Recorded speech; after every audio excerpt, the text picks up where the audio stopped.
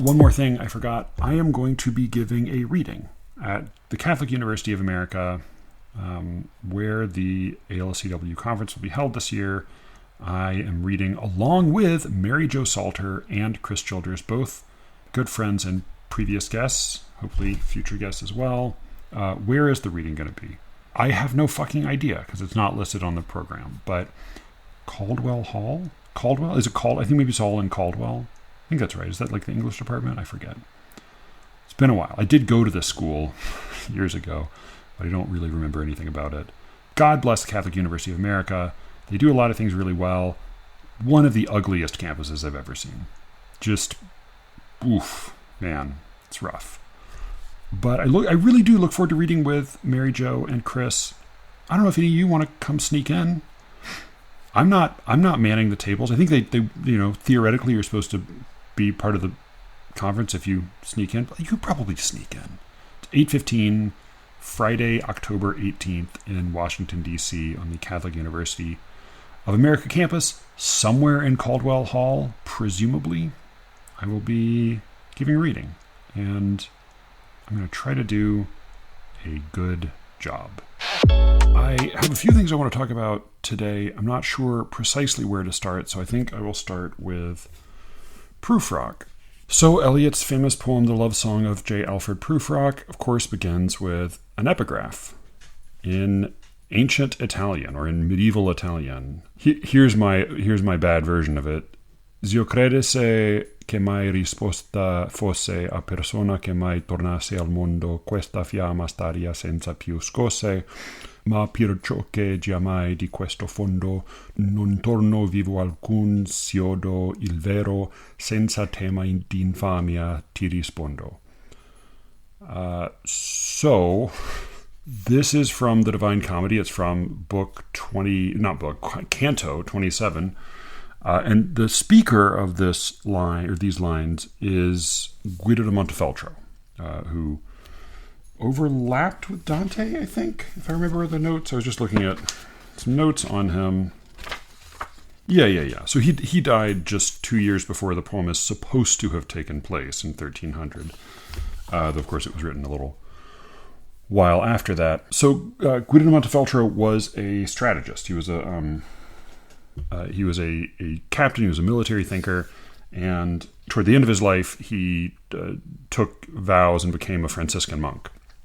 Kind of a similar tradition to the one that Amit Majumdar's talked about, where often Hindu men will live a very worldly life in midlife, and then in old age will become traveling ascetics or something along these lines. So Guido de Montefeltro did something similar. He lived a life filled with deception and strategy and double crossing and playing people against one another. And then at the end of his life, he decided to clean up his act and get right with God. The problem is that he ran into a bad pope. I think this was Pope Boniface, and Pope Boniface wanted to conquer this town, Palestrina, I think is what it was called. Penestrino. Yeah, so here's from Mandelbaum's version.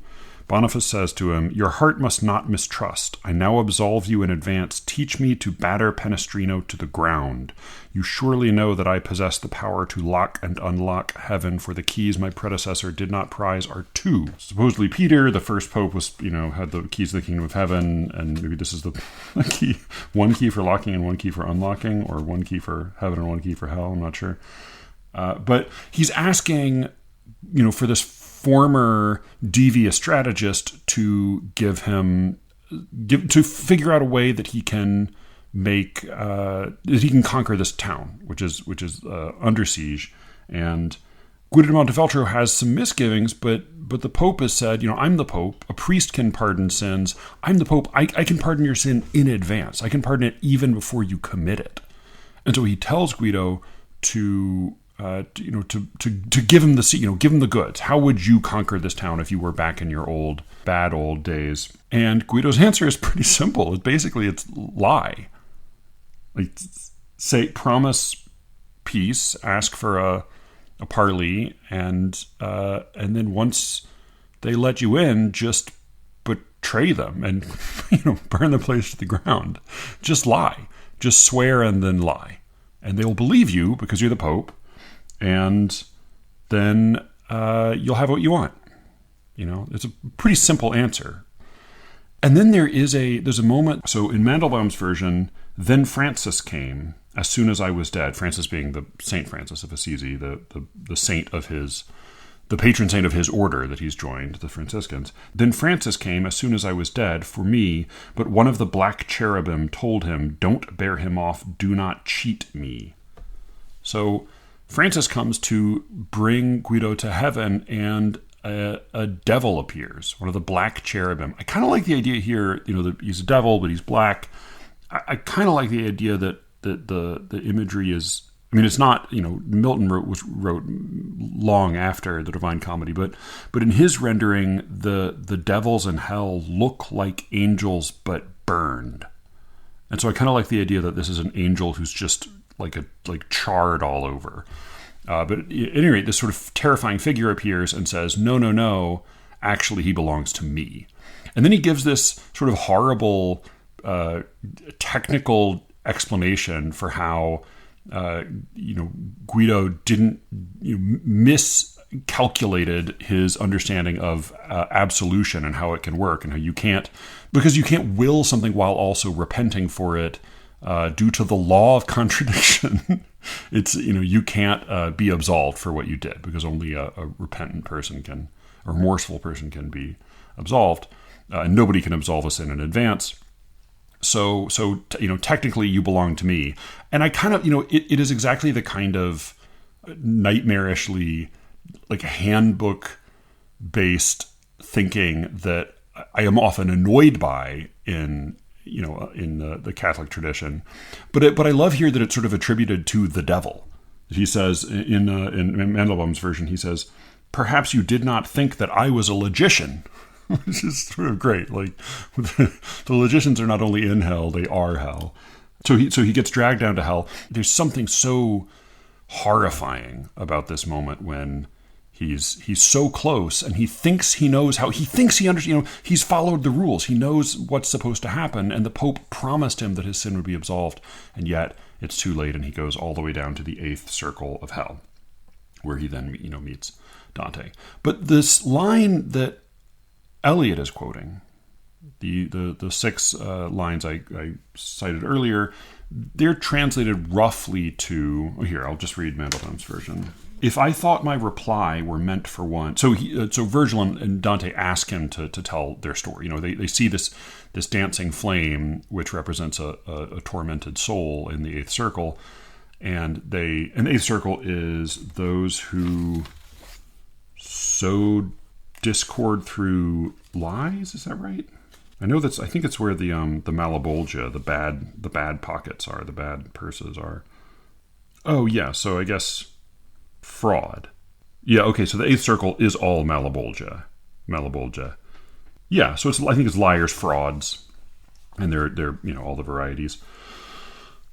So what he's saying here, this tongue appears a flame. They recognize that it's a person. He hears the dialect of he hears Lombard being spoken by Dante, and he says, "Hey, you got to tell me what's, maybe you died after me, and you know something about what's going on back home." And so Dante gives him a little bit of an update, and then asks for his story.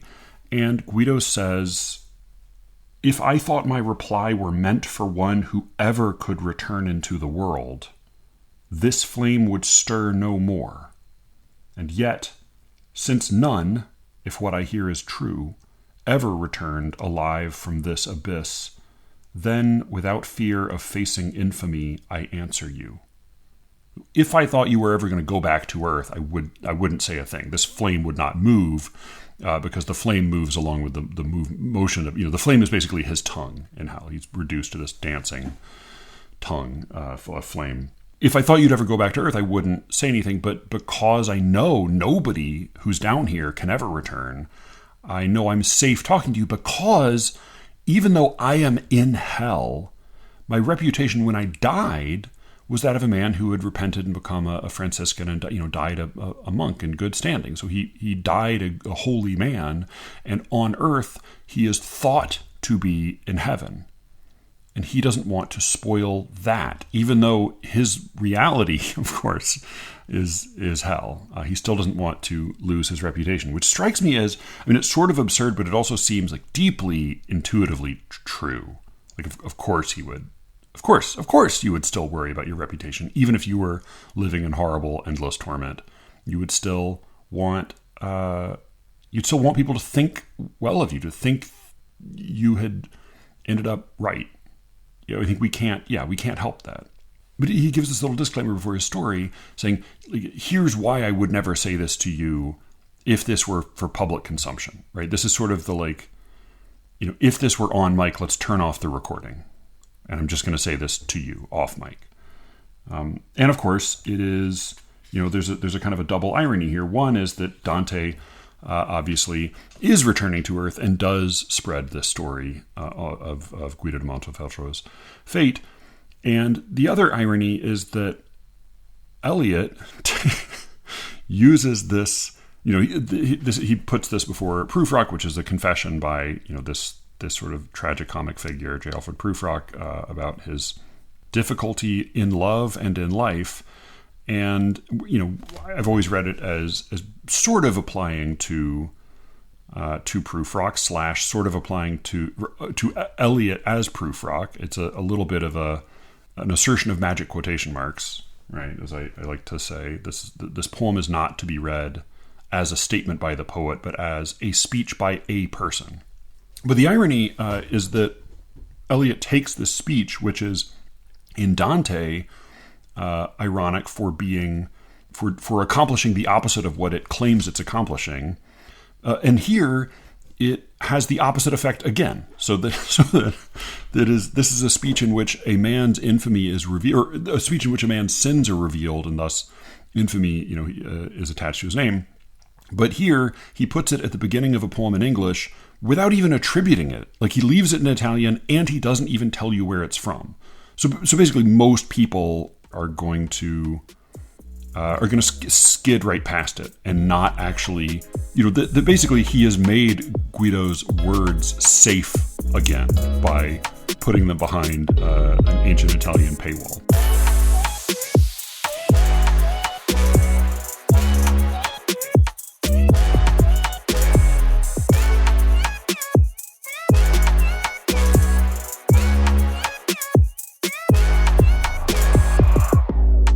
I'm Matthew Buckley Smith, and you're listening to SLEERICKETS, a podcast about poetry and other intractable problems. So this came to mind, this little epigraph and this chapter, because I have been thinking about a joke, an expression that has, one hears all the time now. It's become so much a refrain in contemporary public conversation that it's almost gone beyond cliche to whatever's next in the Donald Hall greater chain of tired phrases. But the expression is saying the quiet part aloud. Saying the quiet part aloud. It is something I typically hear from progressives, lefties, Democrats, liberals, when talking about conservatives, and particularly conservative, figures of power, Trump being the prime example, usually this is applied to an instance in which somebody has said what the critic, what the progressive believes to be his true motives for doing something, rather than giving the ostensible motive. So, Democrats and Republicans, love to attribute bad motives to each other, often, I think accurately. And saying the quiet part aloud refers to accidentally giving up the game, giving up another cliche, revealing what you really think rather than what you meant to tell people you think. So it is, as I said, a cliche, and it has become, I think, perversely a sort of a motto, for a lot of conservatives. I'll get back to that. Sorry, not a motto, like a maxim almost. But I'll come back to that. It is the expression comes from The Simpsons. I know some listeners, Ryan included, are very proud of never having watched The Simpsons and look at it as a decadent pop cultural excretion. But I'll briefly refer to an episode where Mr. Burns, the evil and ultra wealthy CEO / oligarch of the town where the show takes place, and he puts he releases a movie that is a hagiographic autobiography. Basically, it's all about him. It's called A Burns for All Seasons, and it is exactly what one would imagine it to be. He tries to win the local film festival by bribing two of the judges, one of them being the mayor and the other being Krusty the Clown, a local celebrity. There's an exchange later on where a critic from a different TV show asks Krusty why he voted for Burns' movie. And Krusty's response is this, verbatim: "Let's just say it moved me to a bigger house. Uh-oh, I said the loud part quiet and the quiet part loud." And he sort of mutters the first part and he shouts the second part. The implication, of course, is that there's a quiet part, there's a secret motive, and then there's a public explanation or pretext. And he has, of course, mixed them up. Also, implicit here is that the quiet part is a contradiction of the loud part, right? Or what's supposed to be the quiet part is a contradiction of the loud part. It is not that you are trying to use a frequent example that I think is a little bit misguided among liberals. I mean, I've talked with Alice at length about abortion, and I certainly think it should be very legal and not onerous to attain. But I think that often, like when pro-choice progressives will say basically that conservatives don't really care about unborn babies; they just want to control women. Right, that they basically like that's the quiet part. The quiet part is you just want to control women. I mean, I'm sure that's true for some people. I don't like, having grown up in a very pro-life environment. I don't know if that's true of most conservatives. It's certainly not like non-politician, ordinary conservatives. But the premise of the quiet part as a concept is that it is a contradiction. It is not that it elaborates upon the loud part. It is not that it adds a nuance to the loud part. It's that it overturns the loud part. The quiet part is the hypocrisy, right? You don't mean that. You mean effectively the opposite of that, or you mean something entirely different than what you were saying. It is not about saving unborn babies. You don't even really believe those are lives. You just want to control women, right? It is a replacement of the loud part. And I think that this is, as I said, it's become obviously a lefty cliche.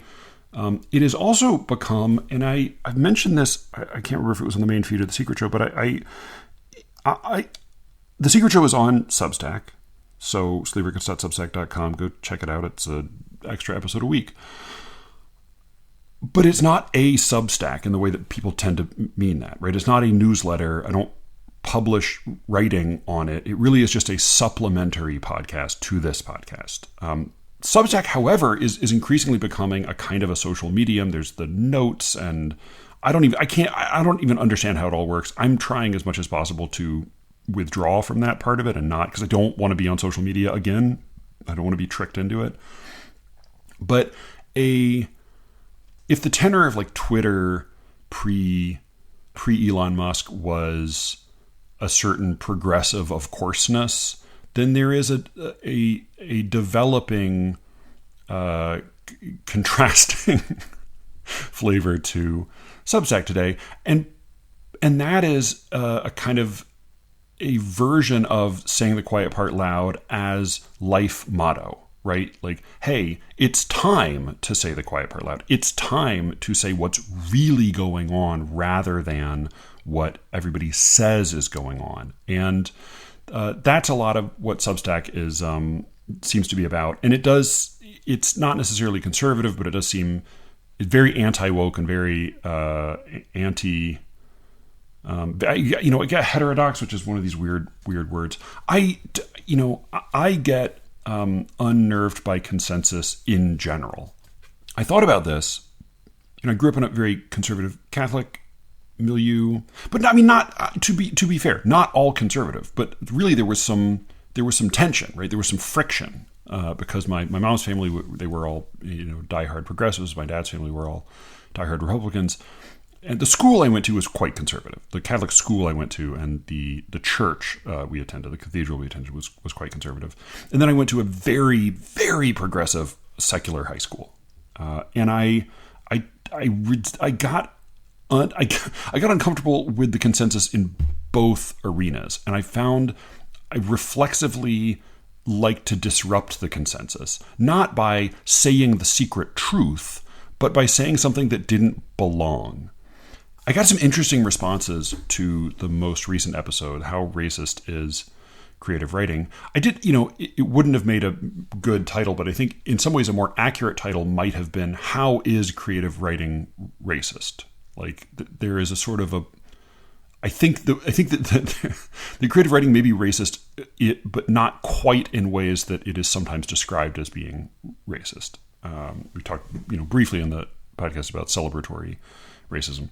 So I got some interesting responses to that. One, I'm not going to use anyone's name I usually talk about listener responses on the Secret Show. I had a friend say he disagreed with a lot of what we said. I had another listener write in and say that he was appalled that I didn't object when, quite a while ago, Ashley Anna McHugh spoke ill of Billy Collins and Ted Kooser. I didn't even remember this moment, but it did remind me of the difficulty of breaking consensus in the moment.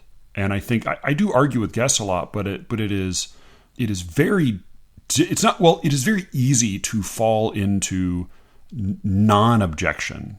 I guess it just made me think about how I have conversations, and that they're different sorts, right? Some are more consensus building, some are more contrarian, some are more dialectical, some are just kind of riffing and playing, and they're different. This works differently with different interlocutors.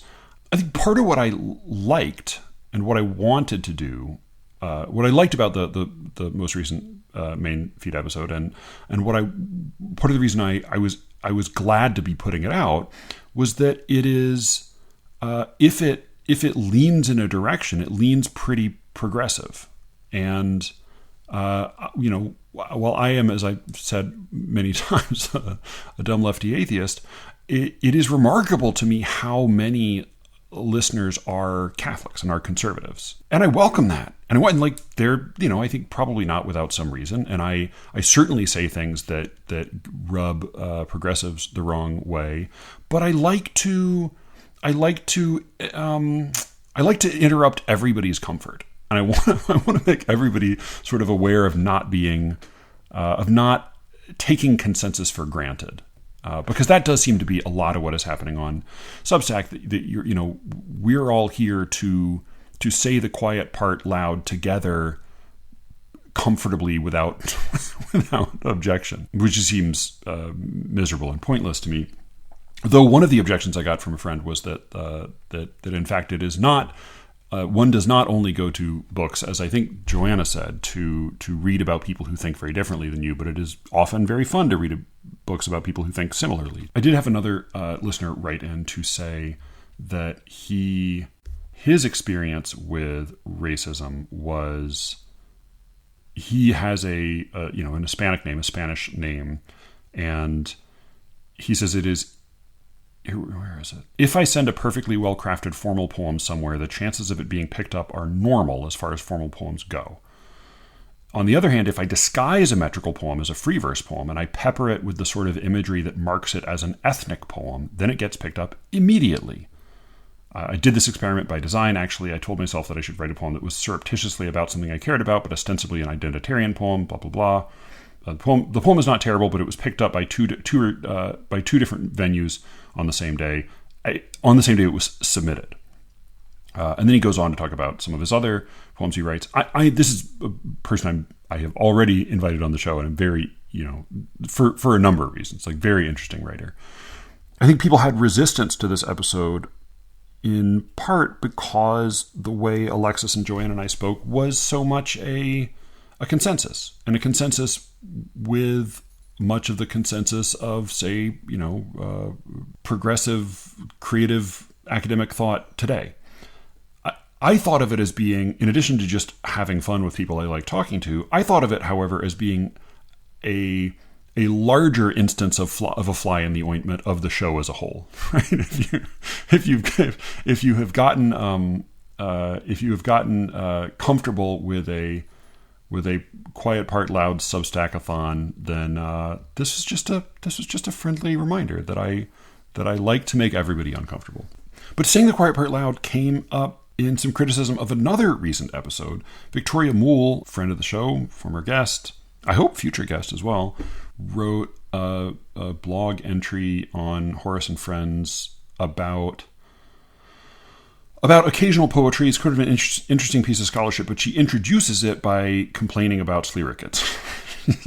She names us in the footnote, but she leaves us anonymous in the text. She says, "Last week I listened to a podcast which contained a very scathing, almost vituperous attack upon a piece of occasional verse written for specific named addressees and not published until after the author's death. In other words, never published by the author.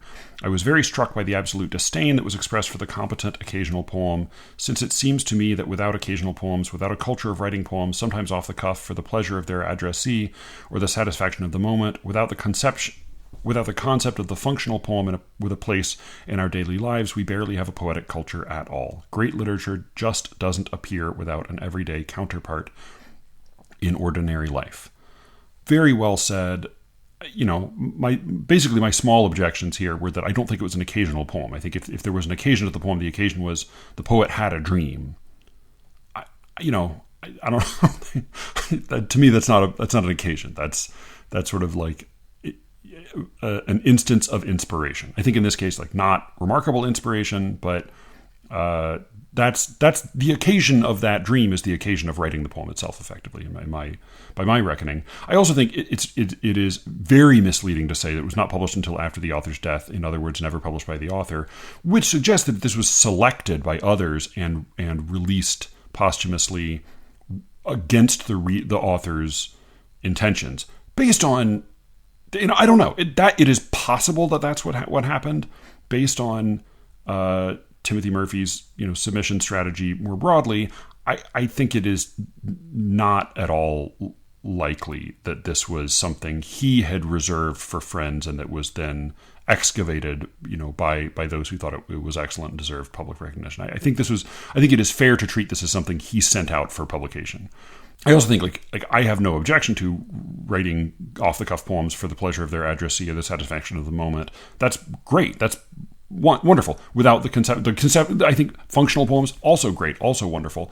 Not all of these should be published in magazines. That's really the chief objection. We all write bad poems. We all write mediocre poems. We all write poems that accomplish maybe something only for some specific person in the moment, and that's fine. That's totally part of the bargain. The question is, what do you choose to submit for public consideration? And then I think once you submit it for public consideration, it's fair to consider it. So I do disagree, I think, pretty strongly with Victoria here, but I was very grateful for her criticism.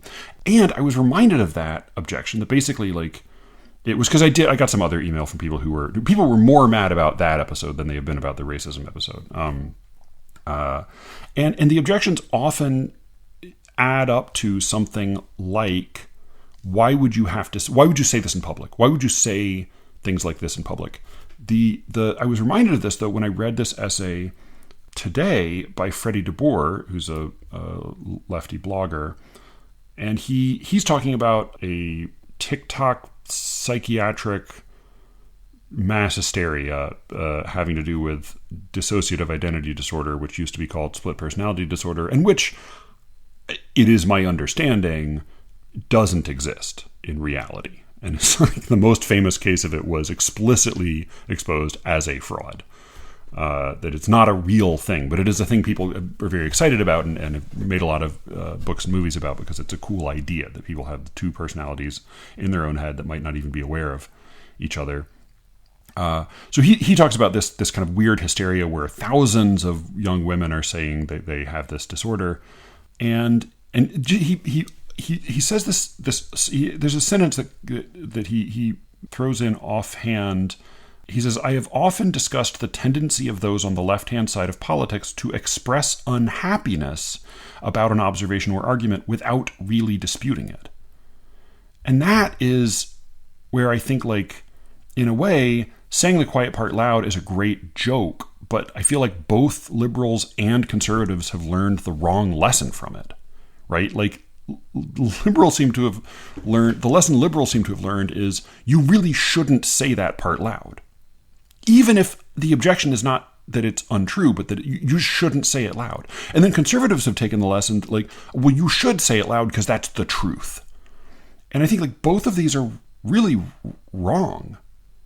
Like, there are cases where you should reveal the ugly, contradictory, hypocritical truth. And there are cases where it is better not to say something upsetting or disruptive or offensive because of the context. Sure, of course, both of those lessons can be true, but as rules of thumb, I think they're quite bad.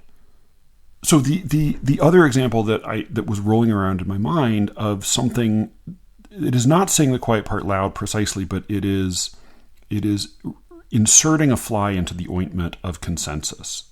And I talked at some length on The Secret Show about The Shining, and there's one scene I didn't mention that is a striking scene when you're watching the movie, although so often people forget about it because it doesn't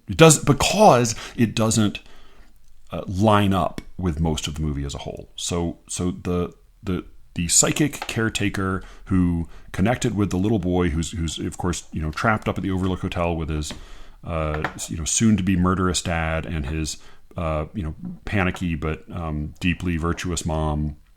This little boy sends out a psychic signal 1,000 miles away. The caretaker of the hotel, who's also psychic, picks up on his signal, and he makes this long grueling trek all the way up from Miami to wherever the Overlook is, and I think Colorado, to rescue the boy. And it's short-lived because he gets there, he gets axed in the chest right away, and then the difference he makes is simply that he brought up a snowcat for the mom and the son to escape on. So this caretaker, played by Scatman Crothers, I think his name is Dick Halloran, he's the only notable black character in the movie. There are some very briefly featured other black characters, but basically he is the only black character in the movie. And it would be easy, I think, for one watching the movie to sort of receive frictionlessly the information that this black man gives his life, his whole function. He travels, up the height of the country and is immediately killed just to save the life of this little white boy and white woman. And I think it would be very possible, particularly for audiences at the time, but even today, for certain, for white audiences to read that and take it sort of in an unconsidered way as like, well, of course, and how natural that this should happen. And so there is a moment when he first receives this psychic signal that I think is performing an important function, but not a symbolic function. I think people love to read the movie as a cipher, as a code that needs to be decoded, and every scene and every image and every choice has a secret meaning. So there's a scene when he receives the psychic signal from the little boy, and he's sitting watching TV. And the camera zooms out, and you see him sitting and watching TV. He's got his feet up. He's in Miami.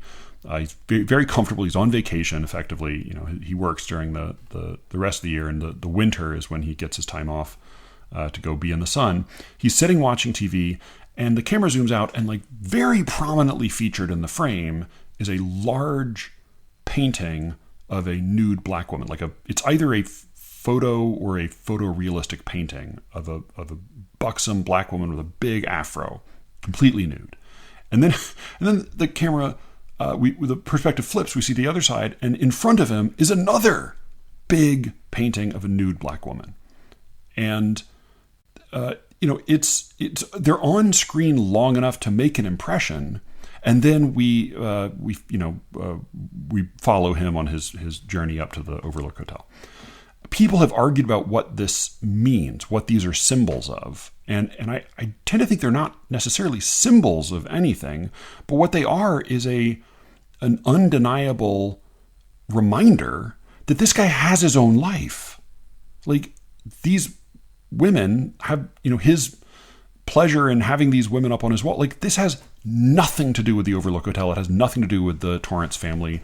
He has his own existence that is separate, and they don't chime with the rest of the movie because they're not supposed to, because the rest of the movie is about the Torrance family, and even his death in the end becomes about the Torrance family. But he is not just a device for them, right? Even if he's treated that way by the narrative, I think it's a nice directorial choice to play a discordant note for the audience, a little bit like I like to do from time to time for my audience. But there seemed to be in Victoria's objection and in some of the other objections I got a kind of an unhappiness, not with what we had said, but with the fact that we had said it, and maybe also the fact that Cameron had said it in, he does have a particularly sharp tongue. But I also talked to other people. Cameron's not the only person I talk about. He pointed out, by the way, that I had exiled him to the Secret Show before I released this episode, and he it was not on purpose, although it might have been in part because as I'm putting stuff together, part of me is aware that he does tend to pick a lot of fights.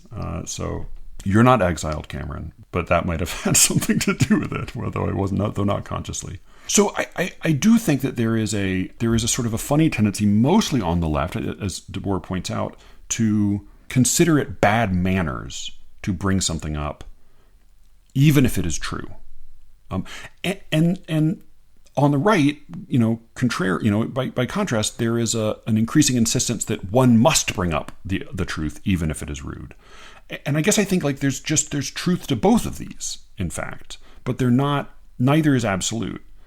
So an example that came up in the conversation with Alexis was, and I can't remember if this was on the main feed of the Secret Show, was that a celebrated poet, a prize-winning poet, gave a lecture to an audience. The poet was black, his interviewer was black, the audience was almost all white, and he gave a talk about almost entirely about his poetry. In the course of this talk, he made the comment that racism has not gotten better over time, it is just changed. It's been different over time. But mostly the talk was about his experience as a poet, his poetry. The story Alexis told was that there was an elderly white man in the audience who, not just once, but over and over and over again, in a very kind of combative way, argued about racism not being as bad as it used to be.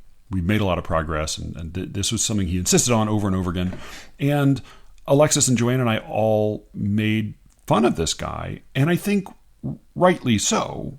For one thing, that's not what the talk was about. The guy said something to that effect in the talk, but that wasn't what the talk was about.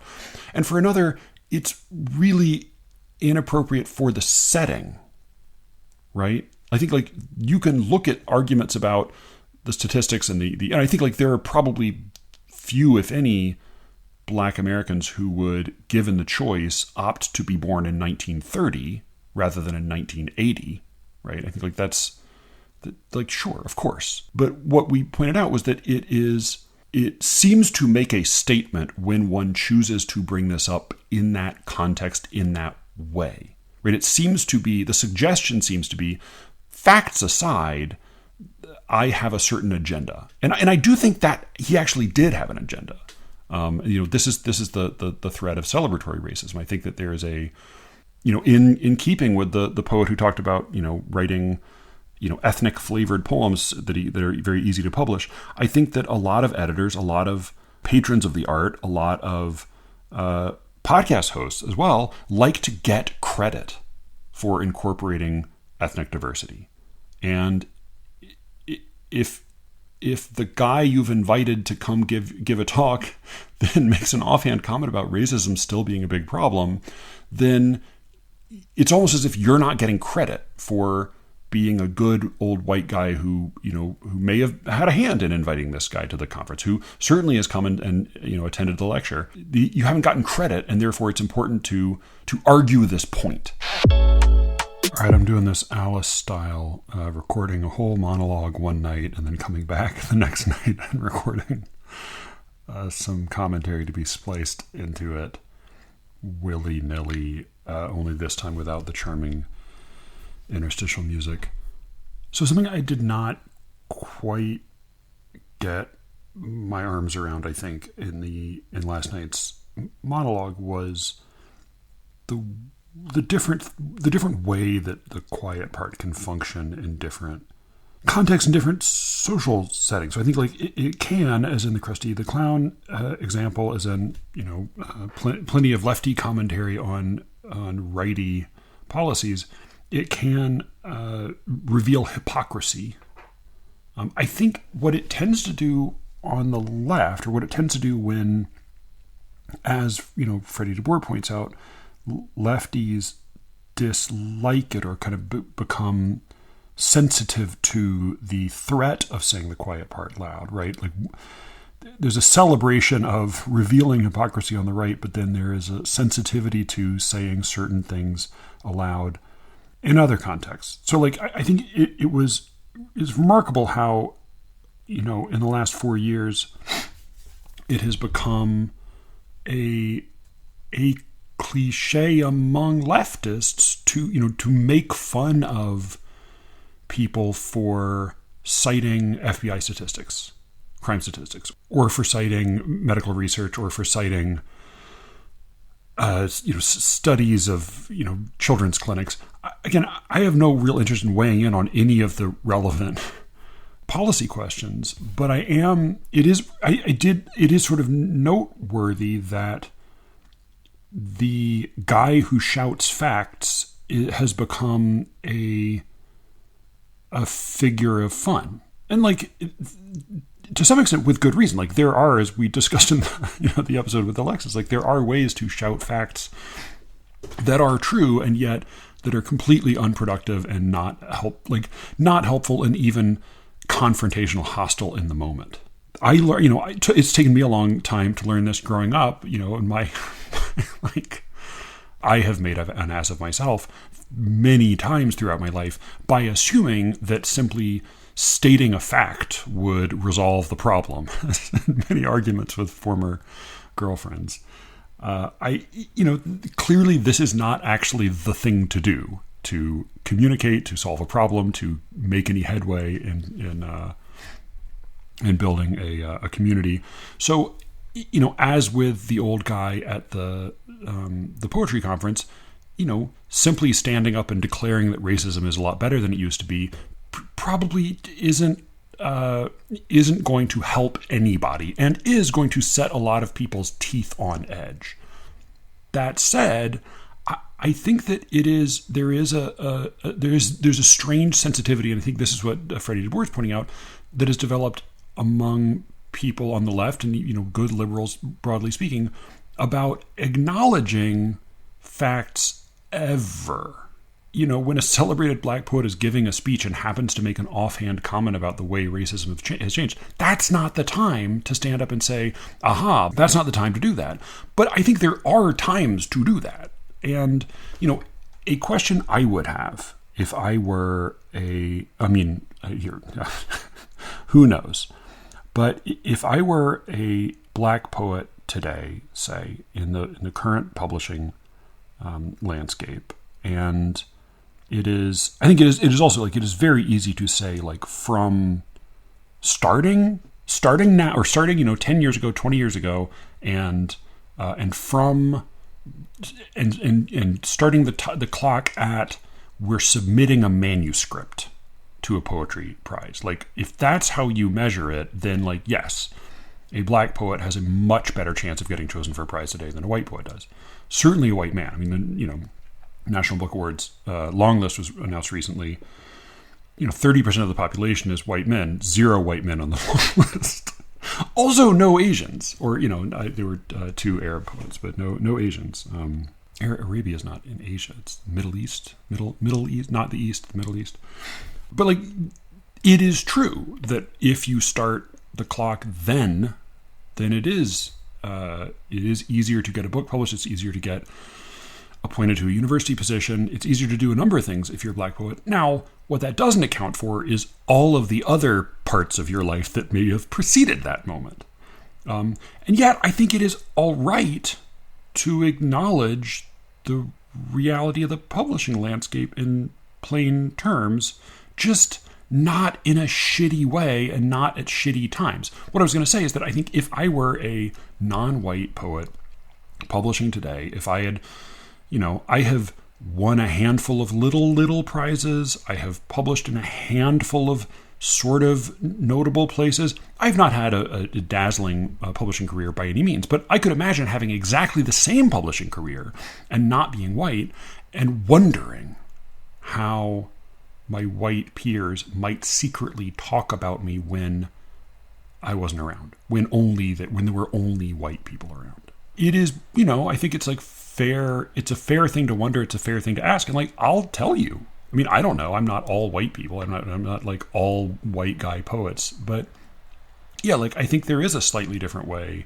that when I talk to particularly white men who are poets without anybody else around, when I have those conversations, I think there is a slightly different tone, really, that tends to be used to address questions of publication and prizes and jobs, and sometimes it's bitter. Like, to be sure, there are some sort of nasty conversations that can crop up. I think those tend to be pretty short-lived and very much the minority and not helpful. I mean, often that's sort of there's a bitter moment fueled by, I think, drunkenness and frustration. Doesn't excuse it, but I think like you will on occasion hear somebody say, oh, the only reason he got that is that he's Asian, or the only reason she got that is she's a woman. And I think like that's not accurate. And I think any of us in a sober moment of reflection recognizes that that's not accurate. It's also not particularly meaningful. At the same time, like, race and sex and sexuality and identity of all stripes, these are not irrelevant to how people get chosen, particularly in the poetry world, particularly for any sort of public-facing. Like, the more the award or the appointment reflects upon the institution awarding it, I would say the more aware and conscientious and responsive to identity the institution tends to be. And, there's some arguments that that's how it should be. But a much, much, much more common conversation that I will have with white guy poets is simply the acknowledgement that you are less likely to win something being a white guy. It's simply a kind of a commiserating pessimism. And I think it doesn't, for the most part, go beyond that, beyond, the tartest comment that will typically come up is something like, he has nothing to offer but quality. Meaning, like many poets, a white guy who writes decent poetry can offer quality. That's true of many, many poets. But for institutions that are especially self-conscious and anxious about representing themselves in a way that is in line with the zeitgeist, often institutions still run by old white guys. If you're a white guy poet and you are good, then you don't really have anything to offer that institution except quality. And that's not nothing. but it is, I think, not usually enough. So that's a quiet part that I will say aloud, is I think that is how, if you're wondering, that's mostly how white guys will talk about this stuff when only white guys are around, is sort of a shrug and a rueful, well, he probably shouldn't even bother applying for the job. There are, as I said, there are more bitter moments, but it's pretty rare that I will hear any poet who is not a white guy called out and accused of having the position he has or having the prominence he has purely because of his identity. That's a pretty rare claim that people make. So, I think that is mostly the kind of conversation I have. That is the quiet part of that conversation that I tend to have. But I also think that there's, having had some editorial positions and having been a reader for various contests and magazines and things, I think if I am really honest with myself, it's all much more complicated than simply weighing identity and then weighing quality, right? Have I been swayed by somebody's identity and deciding whether or not to publish something or deciding whether or not to promote something for a prize? I mean, I would be crazy if I said no. Have I said, oh my God, we got way too many white guys? Many, many times I have said that. Do I look with a slightly more jaundiced eye on a new submission from a white guy? Yeah, I do. I don't think that's good, but it is true, and I think it's partly just I'm a product of our moment. I am, as I've said before, mostly a creature of our moment. So I think I would be lying if I said I am immune to that or I am somehow above that. I think some of it is conscious, some of it is not conscious. Just as it is harder to judge your friend's work objectively. Not just that you don't want to hurt your friend's feelings, but as I mentioned, I think way back on the Ars Poetica episode, when you come up with a group of people, you develop an aesthetic together.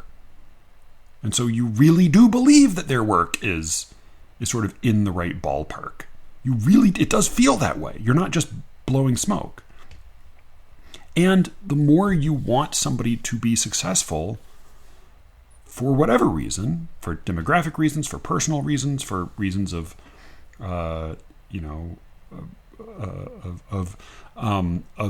sympathy or antipathy to a particular institution or a particular nationality, it will be sometimes, even if it's a white writer, it can be exciting to get a writer from another country. You think oh, well, it would be great if this turned out to be good. And you can still tell yourself consciously you're assessing it as objectively as you can, but what are we talking about here? Of course you're going to be swayed by that wish for it to turn out to be good. So again, this is why I think it is never as, well, it's not never, it is not as simple, broadly speaking, as saying the quiet part loud reveals hypocrisy, or even saying the quiet part loud reveals denial, which is what I think it tends to do in the left. It reveals not hypocrisy, that is not a contradiction, but a refusal to acknowledge a reality, or just a refusal to acknowledge a complication. I think the right is probably more guilty of hypocrisy, the left is probably more guilty of denial. But I think there's also this other thing, which, whether you call it saying the quiet part or not, is simply providing contrast, providing a wrinkle, providing a lack of consensus, right? A minority voice in any sense, really. One more quick thought that I did want to mention about the risk and benefit of saying or not saying the quiet part, particularly when it comes to the sort of stuff that Alexis and I were talking about. So I did get a message from a listener, incidentally, an extremely progressive listener, who mentioned that he thought there was a risk in workshops. I mentioned that in Shashi's book, The Most Precious Substance on Earth, her character is in a writing workshop where some of the other students point out that, oh, well, maybe you don't need this aspect of the story, or maybe the character doesn't need to be Indian, or maybe this food or this whatever doesn't need to be in there. And in the book, the implication is sort of that they're treating her ethnicity as a sort of an addition, as a skin to be added onto an essential or default story, which is, implicitly a white story. And that unless there's something that really needs to be there, this is a special reason this character needs to be Indian or South Asian, then why not just go back to the default? So that came up in the episode, and the listener said, he thought there was a danger. There was a danger in establishing a precedent wherein white students bite their tongues and say, oh, well, I don't want to step in and say this might not be relevant because I don't want to be insensitive. I don't want to be racist, deliberately or otherwise. The risk there, the danger there, the listener said, was that it's possible that a student like Shashi might miss out on some good advice, right? It's possible that a student like Shashi might actually include something that was irrelevant to the story. And rather than pointing out that it was, the rest of the students might say, well, I would rather be quiet or simply affirm and in that way not be or seem racist than risk saying something offensive by pointing out what I think is a flaw with a story. Now, I think I don't think there is a simple answer or solution here, right? Like, for one thing, it is actually worthwhile to try to make students feel like they at least to some extent belong in the room, right? You really don't want to alienate students, white, non-white, whatever, because it seems like everybody else takes their identity as a sort of as a fluke or a token, right? You want people to feel like they're part of the conversation. They're allowed to be there, and they're allowed to write about what they know as well as what they don't know. So I don't think it's trivial to say, hey, don't assume the story needs to be aimed at a white reader who's never met a non-white person, right? Don't assume that. I think that's not a trivial consideration. What I actually wonder about, though, is whether the shift that has taken place, and that I think is pretty clearly taken place since Junot Diaz was in his MFA program, since Matthew Celestis was in his MFA program, the change that has taken place, even since Saeed Jones wrote that article in 2015, whenever it was, about when he said, you flip through the table of contents of any given literary magazine and it's all white men. You're like, well, that's not remotely true today. I think in the time since then, a lot of things have changed. I think in some ways the change in white readers, writers, critics, students, editors might be good for them and not necessarily good for the non-white writers. In that, I have had a variety of experiences myself in a somewhat editorial or critical or advisory or even just friendly role, in which I have either found myself almost biting my tongue or sometimes biting my tongue when I would otherwise, if I were talking to a white writer, I would simply make a critical observation. I sometimes bite my tongue, and I try not to do that. I try very consciously not to do that. But if I have that impulse and I'm conscious of it and I'm trying to respond to the writing as writing regardless, then surely lots of other people are having an impulse like that and either not recognizing it or not fighting it. And that might mean that I'm a little more conscious of other people's experiences. I'm a little more aware of, that I'm not at the center of things and that I need to be thoughtful about other people's points of view. That's good for me as a reader. That makes me a more generous reader, and it makes me a reader who can take in more and learn from more and enjoy more. But it's not necessarily good for the writers that I'm not offering criticism to. I've also, and this is, I think, totally understandable, I have had exchanges with non-white writers who seemed to have been primed by some legitimately racist or insensitive conversations. Like they've been treated dismissively or they've been treated thoughtlessly by white writers and critics in the past. And as a result, they then seemed ready to fight me on any critical observation I would make. Which has then I don't know. It's possible that they're being, they're being defensive, or they're being, oversensitive because of their previous experience. It's also possible that I am being racist, and I don't know. And I think, again, all of the incentives fall in the direction of my shutting up, which, again, is not necessarily bad for me, but it could be very bad for the writers who aren't getting any critical feedback. Now, to be fair, I think most writing workshop feedback is worthless, especially from fellow students. But I do think this is a real problem. You want to make people feel welcome. You want to be aware of other people's experiences. You don't want to be blind. Well, offend everybody here.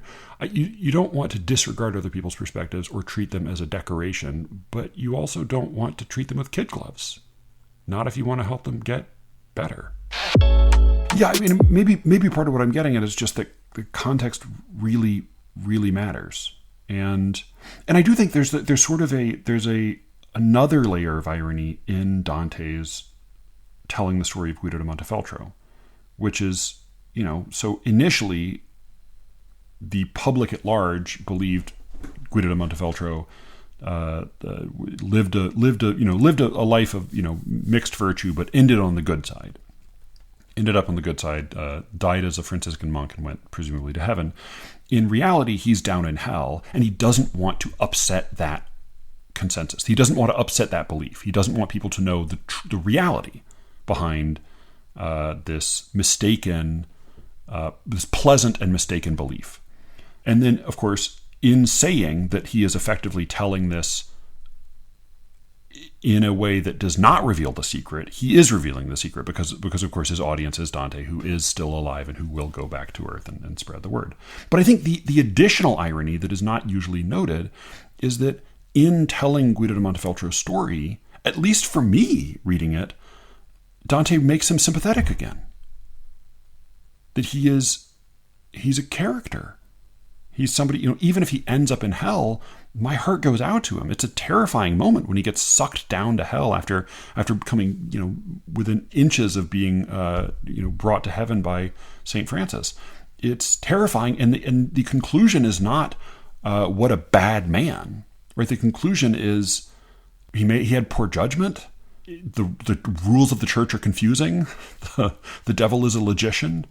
And you can be sure that you have got it all figured out. You can be sure that you're going to heaven and still be deceived, still turn out to be wrong in the end. So I think, it is in the way of poetry by revealing Guido's flaws. Dante also makes him somebody we care about and even can find in some ways we can identify with. I don't know that how appealing or likable he is. It's a very short story. There isn't that much time to get a sense of his personality, but I can identify with his experience trying to do the right thing. Also there's also something I think irresistible about being asked for your expertise, even if you shouldn't give it. So I think that's another moment in which this Pope is bad news, but he's being asked for the answer, and he has the answer. He knows the answer. It's really hard to resist that. So yeah, maybe part of what I'm getting at is just that I think it can be really useful to say the quiet part loud, but only sometimes and only in certain contexts. And I hope this podcast is a context in which I can say that. Cameron can say that. Now, I have my own, I'm aware of some of my own hypocrisies. One being, as I said on The Secret Show, Cameron and Brian and I have talked about doing an episode where we basically read a new issue of Poetry Magazine. Poetry, both because it's free and online in its entirety and because it's very prominent and they publish every month. We would read a whole issue or read the poems in Poetry Magazine, and then each of us would pick the top and bottom poem, right? my favorite and least favorite, Cameron's favorite and least favorite, Ryan's favorite and least favorite, and then we would argue about it. And this seems to me like a great idea for an episode that could be a lot of fun and maybe something we could even do more than once. And yet, as we were preparing to do it, an issue of poetry came out, and one of the featured poets was Maury Creech, who is a friend of the show, and a poet Cameron and I genuinely admire. Brian admires no poets, but Cameron and I genuinely admire his work, and yet it felt like it would be sort of anticlimactic, sort of like crummy feeling if we were doing an episode where we were shitting on some poems while praising others, but we were basically just praising the poems of somebody who's kind of a friend, a correspondent. I've reviewed Maury's work a number of times. I know him chiefly through his work, but at this point, I do know him. And so I thought, like, well, maybe, we won't do that issue. And then, happily, a new month came around, and it came time for another issue. And in this issue, Shane McRae is a featured poet. And again, some great work in there. But he is also a friend of the show. And the same problem emerged. And when that happened, I thought, like, okay, this podcast is a I still think of this as like pirate radio. I still think of this as like Outsiderville, as a voice in the wilderness. But like, maybe it's not that much the wilderness if like this is happening 2 months in a row when I'm like on the occasion that I'm getting ready to try to do this episode. Like, is that telling me something about where I am, despite not getting into poetry myself, mind you? Does that tell me something about like an awareness I need to have about my own potential hypocrisy? Because one of the reasons that I thought it was actually fine, and I do think it was actually fine to make fun of Tim Murphy's poems in that episode, was, for one thing, that's not all we did. For another, as I explicitly said, I don't consider it so much, I don't consider him to be a unique case. I consider him to be exemplary of most of us, myself included, as poets who are going to die and probably have some nice people write a couple nice things about us and then basically be forgotten. And in most cases, rightly so. But I also thought it was okay to do because of what this is. Because this is like my little bullshit podcast. And who fucking cares what I have to say? It is more fun to be a gadfly than a bully, though. And while I definitely don't think we are approaching anything like the status that we would need to have in order to genuinely be bullying people, or the prominence, it did give me pause. This, all of this has given me pause, but not enough to stop saying stupid things and pissing everybody off. Oh, I should say, Alice also had a very lovely and much more concise and elegant articulation of some of these ideas in the introduction to the most recent episode of Poetry Says, which it is truly an example of like brilliant editing. She and I talked for a couple hours, maybe even more than that.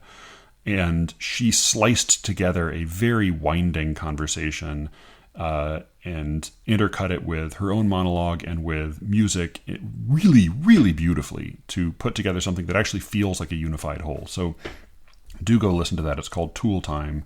It is not about the Tim Allen Show. Is that about it? That's about all I have to say. I am going to do one more truly ill-advised thing. Because at this point, why not? That is, I'm going to read one of my own poems. I'm doing this at the end, so you can sign off now. You can get out now if you like, totally understandably.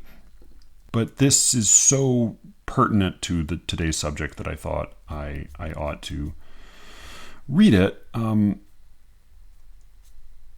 This is this is one of the poems that was recently published in 32 Poems. It is a bit of a rant about contemporary poetry, and I titled it "Overheard at a Reading." And I was thinking about that title because, of course, part of what I'm trying to do with that title is the same thing what's his name? Roy Fuller.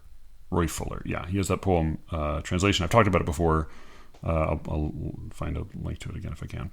I'm trying to do something he does and plenty of other poets have done in dramatic monologues, which is put a thought of your own in someone else's mouth. Now, the nuance that occurred to me in looking at this poem again when it was published was that it would be possible for me to title it something about like Ars Poetica, right? I think that was actually the original title when I first drafted it, was Ars Poetica, like basically saying like, here's what I think about poetry. That would have been possible and fine. It would have been, maybe that would have been more honest, right? Like maybe that would have been saying the quiet part loud appropriately by exposing the ugly truth. But I also think it's not just that it would be, the title is Overheard at a Reading, right? Like ostensibly, like this is something I heard somebody else say, and I've versified it for your entertainment. Carl Dennis has another poem called A Colleague Confesses, which seems to be like probably like a little bit a colleague confesses and a little bit Carl Dennis's own opinions, and who knows. So like it would have been possible for me to say like, hey, this is just what I think. And that wouldn't be false because I do basically think most of the things in this poem. But it would have been, in truth, a distortion as well. Because it's not true that I completely think all of these things or I think them all the time. It's true that I have thought them and I do think them sometimes. But there are plenty of exceptions to any of the claims that I make in here, any of the demands I make in here that could immediately disprove that could immediately prove me wrong. And it is, I think, in some sense, actually truer to put it in the mouth of an anonymous other person, because it clearly, yes, this is my opinion, but also my opinion is not. It's like fuck if I know. I was startled listening to the episode Alice edited to hear myself say, unbelievably, after everything after this podcast has come down on moralizing poetry so often that Brian had to basically impose a moratorium on discussing moralizing poetry. They basically said, like, everybody already knows you shouldn't try to teach a lesson in a poem. Stop saying that. You're arguing with a straw man. Well, it turns out the straw man is myself, because in this conversation with Alice, I assert that in pretty specific terms, a certain kind of art could and does produce what you couldn't call anything but a moral effect on the audience. And while I was sort of startled and slightly appalled to hear myself say that, in the context, I think it's kind of true. So, as with all poems, I think this poem is probably better understood as in magic quotation marks, as a speech by a person, rather than simply what I think, what the poet thinks, set forth for the audience's consideration. All right, I'll finish with this. I think this is one I don't need to read twice. I think it's pretty clear. Parataxis is a rhetorical device that involves placing clauses juxtaposing clauses, placing clauses next to each without identifying any dependency of one on the other. Sometimes it's kind of an abrupt juxtaposition. And guzzles are a type of poem I talked about with Alexis. They are very fashionable at the moment. That's all you really need to know. All right. This is Overheard at a Reading. And apologies to everybody yet again. Enough high-handed free verse poems about some celebrated tyrant's tragic wife. Enough feeling seen. Enough banishing doubt. Enough lending old grievances new life. Don't tell me writing is its own reward. Don't tell yourself there's wealth in all that knowledge. I'm too old for your prose poems and too bored to quake before the light you saw in college. Stop calling mediocre verse divine. Stop using parataxis as a crutch. Stop saving all your wit for the last line. Stop writing guzzles. Stop writing so much. Try teaching poems your students won't forget. Try reading schools you're not a member of. Quit politics. Pick up a cigarette. Delete your timeline. Fall in fucking love. All right, so there's that. Sorry again. You can reach me, as always, at SLEERICKETS@gmail.com. Go check out The Secret Show at SLEERICKETS.substack.com. It's not a Substack. It's just a supplementary podcast. Put in your email address and I'll give you a week's access for free. You can see what it's about. It's like 111, 112 episodes up. All right, I think that's all I got. Thank you for listening, and with any luck, I will be speaking to you again very soon. Until then.